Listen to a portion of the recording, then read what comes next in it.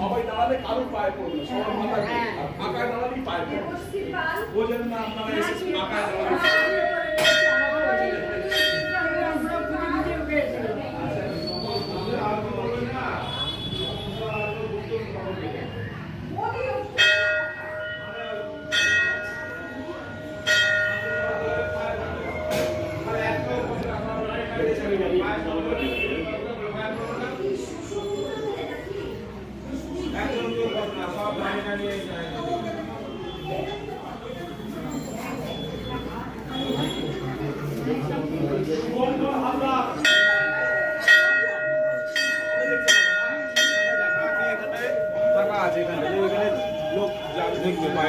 যা জুতো পরে আছে সব দাঁড়িয়ে চুপ করে দাঁড়িয়ে আছে, বুঝতে পারে না। আর মাঝখানটা সবসময় মায়ের মাঝখানটা ফাঁকা রাখতে হয়।